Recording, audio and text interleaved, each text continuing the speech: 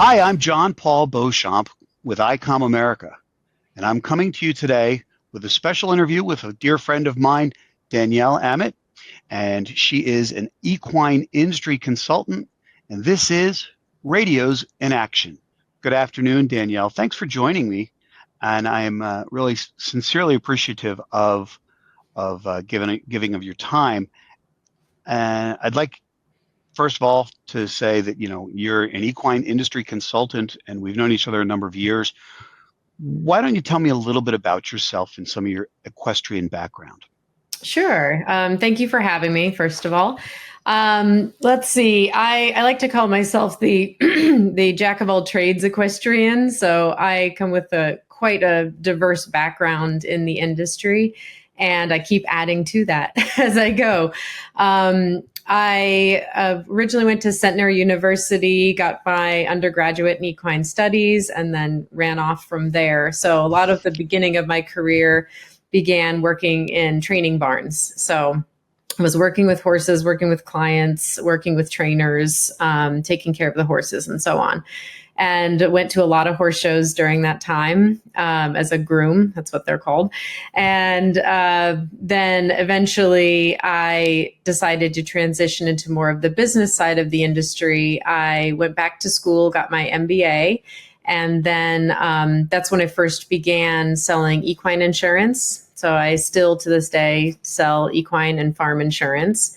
And I've been doing that kind of on the side all along. And then ventured into other things. I started in horse show management, I guess more as a secretary, which is the office work of a horse show, about 10 years ago. It was actually 2014 was the first event that I participated in. So 10 years ago was the first event. And then while I had other jobs and other ventures, I would pick up horse shows here and there to help out, and still doing that apparently. So 10 years later.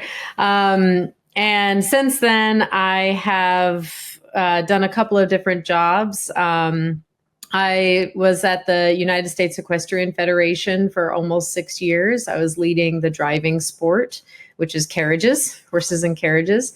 And then I also taught online with Post University's equine program. So I have some background in academics. And then now my new job is with the Mustang Heritage Foundation, working with people supporting the Mustang horse, the wild horses, and bringing them into domestication from the overpopulation that we have out west. So that is what I'm doing now, along with still running events and being a part of that world as well. Well, I didn't know we had an overpopulation of Mustang horses out west, but I think now you do. Well, and if we can domesticate them and take care of them and train them and care for them and such things, I think that is obviously much better than any possible less pleasant outcome for these wild animals. So I think that's wonderful that there is this foundation out there. So kudos to the Mustang Heritage Foundation for bringing you on and for giving you this hour to talk to me. So thank you again for that. Mm-hmm. Let's talk a little bit about horse shows. Now, as you know, I've been dabbling in equestrian events myself for about 20 or so years. So when we talk about a horse show, the horses could possibly be involved in many different disciplines, right? Can you give me a rundown of the various disciplines that USEF oversees, where you and I crossed paths originally, and maybe we can talk about a little bit how the various horse shows around the country and the staggering numbers that are out there, and what they involve.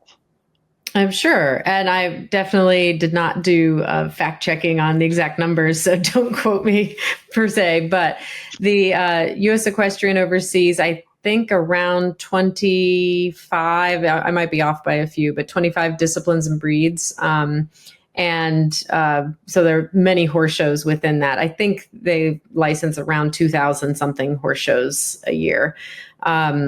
And that's just out of those disciplines that they oversee. And then there is an entire Western world that I don't know any of the stats for, but a huge part of our country actually is involved in the Western disciplines, and that involves all kinds, from roping, barrel racing, reining, et cetera, et cetera, et cetera. It goes on.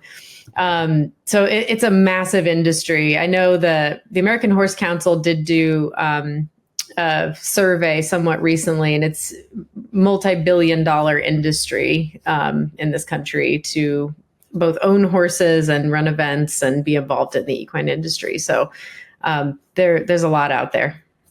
It is absolutely fascinating when once you've dipped your toe in the trough, as it were.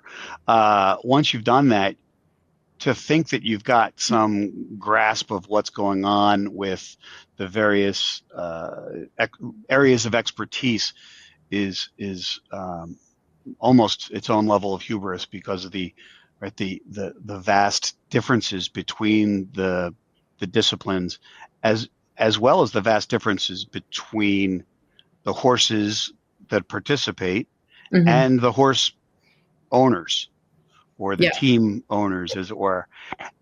So with this level of diversity and activity, right? Huge amounts of activity in this industry. What percentage of these events are held at, in your opinion, or to your knowledge, are held at permanent venues versus the middle of nowhere USA that is otherwise, event free or used for a different purpose? You know what I mean? Those temporary events. How many? What's the difference there? I definitely wouldn't know any numbers, but Sorry. but there's a huge, I would say the larger events you're going to see at permanent venues. Of course, they still kind of move in like a circus, right? Like the event organizers and the team and then the competitors all move in like a circus at an established venue. They run their event and then they take off. Pack up and go. Yeah, so a lot of times it's kind of that traveling circus feel, but there are definitely events that will set up in the middle of an open field with no infrastructure whatsoever and just have to build it from scratch. And I would say most of the time, those are your smaller events, maybe your more local based events. But I mean, that's everything from clubs, local clubs, to associations and so on that are putting on these events. So they definitely figure out how to, like I said, move in the circus and build either from scratch or build based off of the infrastructure that's offered at a facility. And so while I don't know numbers, I would say the larger events and larger facilities would probably bring in more of a team, more income, more people, more so on. It's a bigger event. The smaller events may actually be larger in numbers across the board, but they're going to be, of course, a smaller audience, a smaller group of people. So it's kind of here or there. It's a little bit of both, right, with the horse industry. So more for my audience than yours, because obviously, you have such a tremendous following across the disciplines. For my audience, what I'd like to clarify is that when we talk about these permanent facilities, we're talking about venues that are perhaps horse parks or equestrian facilities, but not necessarily huge permanent grandstands and things like that. Very often, these permanent facilities are simply an office and plumbing and electricity that need to be utilized, and still temporary barns may be brought in. Sometimes there's permanent barns. Temporary tents for dining and things are brought in sometimes, and other times there's tents and campers and things like that, and almost always mud. So yes. it's almost a standard. Yeah. But so when I explain to my audience about how these events just pop up, And I loved your analogy of like a circus, Yeah. because we've all been to or seen a circus that pulls into a parking lot and sometimes has electrical infrastructure because there used to be a mall there, or they pull up into what used to be a field and they need to bring in huge generators. Mhm. So where we can't necessarily say 45% of this and 35% of that, we can Right. definitely say we're talking about hundreds and hundreds and hundreds of shows that have some level of infrastructure, and even more shows that have no infrastructure. That's very likely. Yeah. Obviously, because of my area of specialty Mhm. in this scenario, which would be two-way radio communications, why don't you do me and my audience a favor and help explain the value of bringing in a radio system with multiple channels and Mhm. coverage across the event campus? Where's the value and the importance for you as an event organizer? Well, speed of communication is definitely top of the list. The moment you get set up, the first thing you want is your radios up and running. So the first thing I do is make sure the radios are charged. Right when I get there, radios are charged, because once everyone walks in the door, you want your responsible parties to have that radio. And part of the reason being because, related to what we were just talking about, you're in these venues that may or may not have Wi-Fi, may or may not have good cell phone service, and everyone's coming in with different carriers, different equipment, different so on, and a lot of people are not fast enough on their phones. Even though we're all expert texters these days, and we're all a phone call away, it's still not fast enough. And frankly, you really need kind of both the speed and the agility of a radio when you're on site with something. Well, that is one of the things that we in the radio industry tout quite often, and that is the importance of the one-to-many ability. Right? You're not just calling John Paul to Danielle. You're calling John Paul to anyone who's out in that upper field. You're Yeah. calling to anyone in the barn, because that's the information you need. In a different scenario, we may be calling one another to get specific information, sure, and we need to have that flexibility. And therefore, we talk about this all the time in the radio world about how, you can evacuate a school in 3 minutes with radios. Try doing it with cell phones. Well, I don't have that teacher's telephone number. Oh, I have the teacher across the hall. I have that teacher's telephone. It just doesn't work. Right. Yeah. And that translates to all of these scenarios. Absolutely. Yeah. So when you set up an event and you plug the radios in and you're charging them and you're all set, how many? I mentioned the need for multiple channels. I talked about the idea of putting infrastructure in place, and in my scenario, that would be repeaters or a trunked repeater system of some kind. When you're speccing that out with whatever organization you're renting from or borrowing from or such, how many channels does the average show? Why would they need more than one channel? How about let's go down that path? Okay. Yeah, because the how many depends on the size of the event, exactly, of course, right? So the reason you would need multiple channels would be because you have different audiences you're trying to reach. And to your point of needing to reach multiple people at once, you're going to have your core staff, that is your core organizing staff, that you need to be able to reach easily and quickly. And the things that they're discussing may not be things you want everyone involved in. More paper for the copier. Who's got the staples? Or even logistics. It could be logistics. I want to say emergencies, but not in the physical way, but organizational logistic emergencies. Absolutely. Things like that. The behind the scenes stuff that no one else needs to hear or know about, because every event has a crazy behind the scenes, and on the front you have to look very pristine and organized. Danielle, I've done several hundred events as some level of participant or worker. I don't know what you're talking about. We've never had any outside, right? There's never been any rush call to action.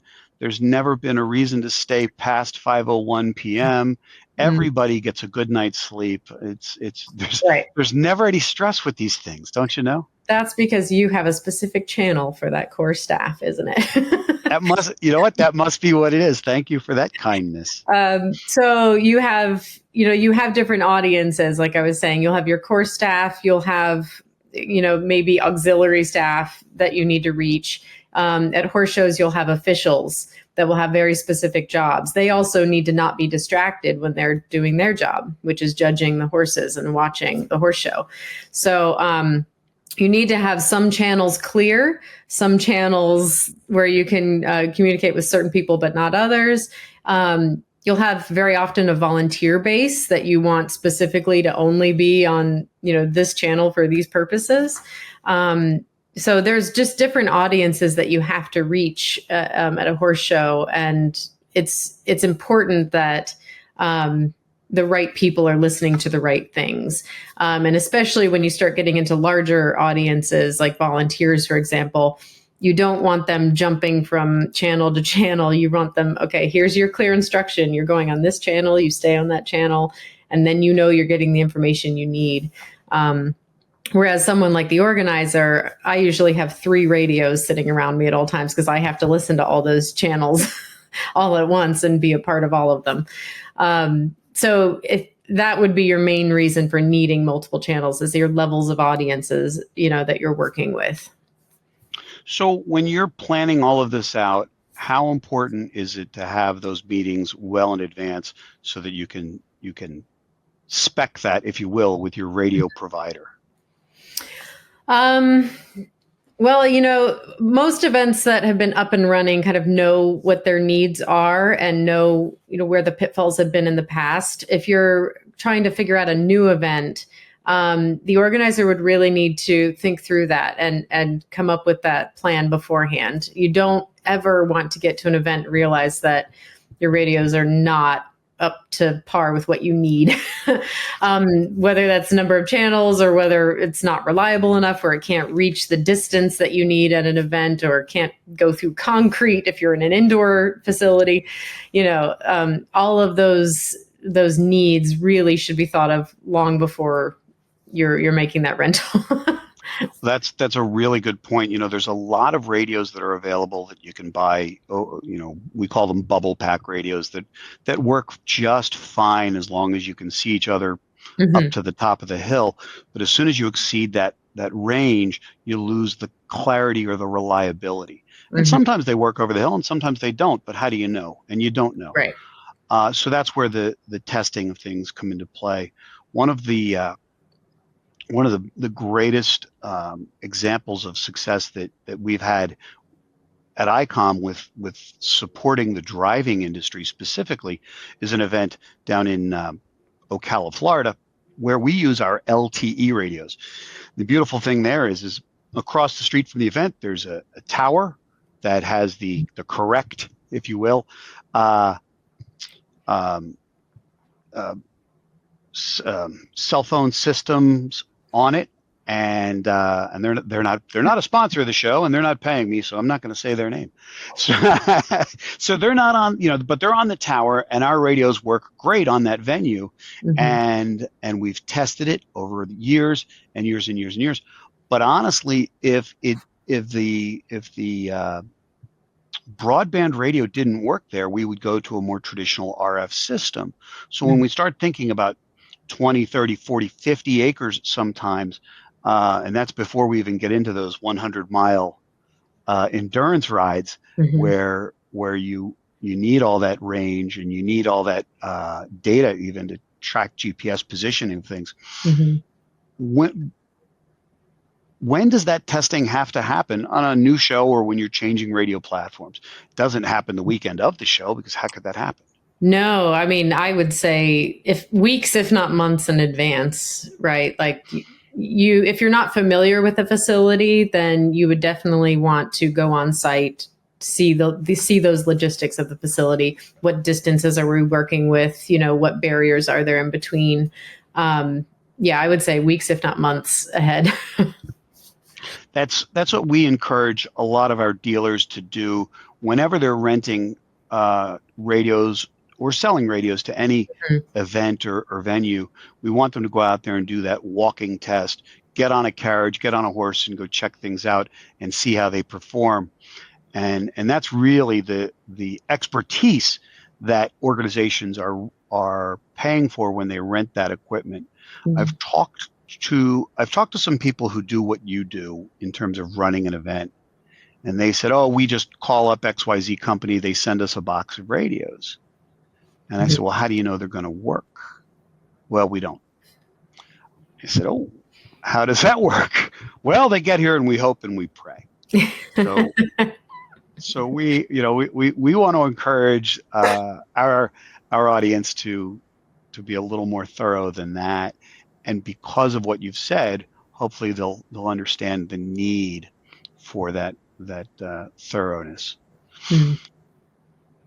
When you're doing an event and you've got 3 radios in front of you, and somebody is trying to call you, how do you know which radio? How do you decide which radio it is that they're? How do you know? Is it just the positioning on the table? Is it by volume? How do you know? So I will have one radio turned up as the important one, the loud one, and that way it blasts me in the face. It's very loud when someone needs to reach me. Then I'll usually have the other channels on a lower volume, just kind of existing in the background, and I'll only pay attention when I realize something's going on, or or you hear your name. Yeah, I hear my name or hear some problem, and I go, "Oh, hang on, turn that one up." Okay, turn that one up. Right. Turn that one down. Right. But generally speaking, I do want actually someone in charge of each of those channels. Someone needs to own and be responsible for one of those channels. So whether you have a control that's kind of monitoring the volunteers, for example, or if I'm in the office and I'm the main organizer or secretary, whoever's put in charge of that. I think the key to managing the communications over multiple channels is make sure you have a key person in charge. And that should not be the same person, right? Unless it's a small event where you can handle all of that coming at you. But especially with larger events, you want to have people responsible for it. That way, when someone calls out, let's say a volunteer notices something or finds a problem or has a question or an issue, the question doesn't just go out there to the void. You have someone who's going to go, "Oh, I got it. I got your question. I'll handle it. I'll answer it. I'm responsible for making sure everything is followed up on this channel." So I think everyone knowing their role, knowing what they're responsible for, is an incredibly important part of managing your channels and your communications on site. And speaking about it, making sure there's a plan that anything regarding this goes to this person and that person will answer those things. Anything regarding this goes to that person and they will answer those things. And then if a volunteer doesn't know who to call, that's okay, because they can put the question out there and the person who's responsible will go, "Here I am. I'm picking it up. I got you." So how much of this, in your opinion, and I know that you're enormously active and you travel and you do different things, how much of this, in your opinion, translates to a 10K, a cross-country meet, or a mud run, or a car race, or any of those outdoor temporary pop-up events?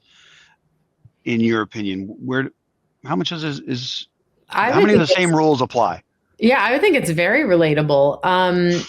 And I think it's actually more relatable to a size of an event than what is happening at the event, right? So the smaller events are going to have fewer people running them, and then fewer people there, helping. So you're going to have a smaller event will have a smaller volunteer base or smaller, staff, whatever that may be. And larger events, I think it's very applicable from horse shows to any other type of event or discipline.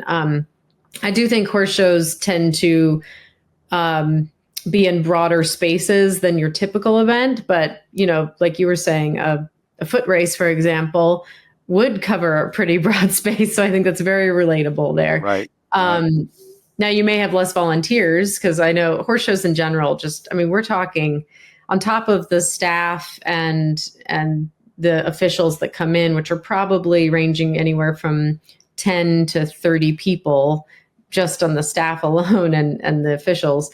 Then you're adding in volunteers that could be anything from 20 to 70 or 80 people.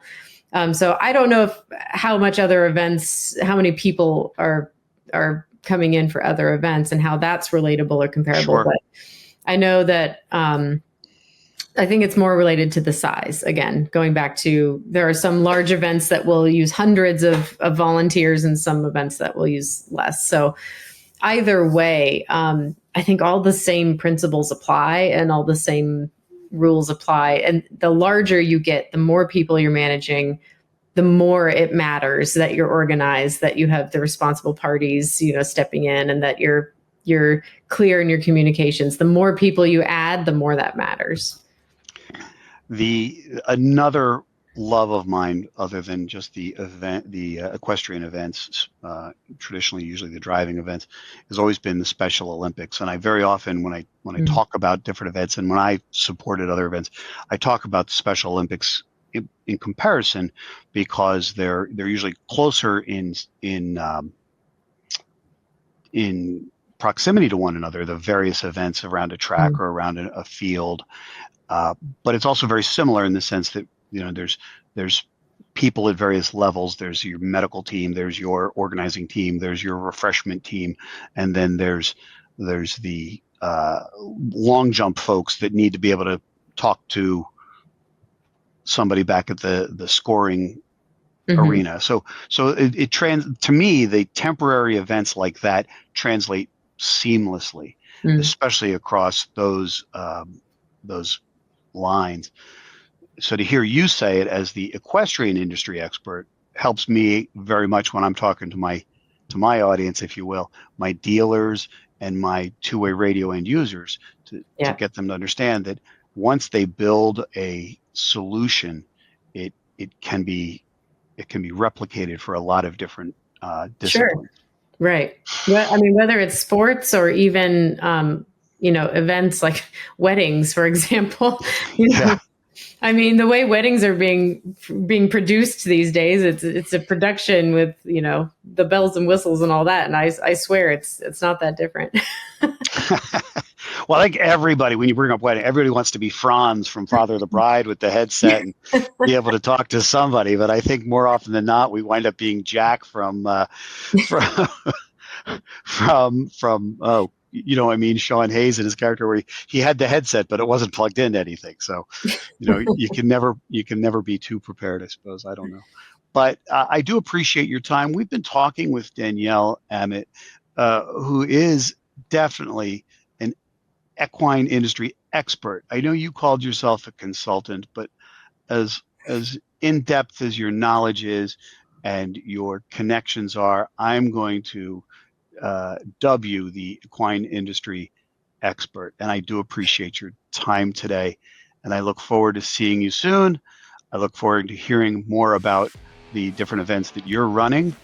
And if there's ever anything that Icom America can do for you or your events, I hope you reach out. Thank you so much for your time.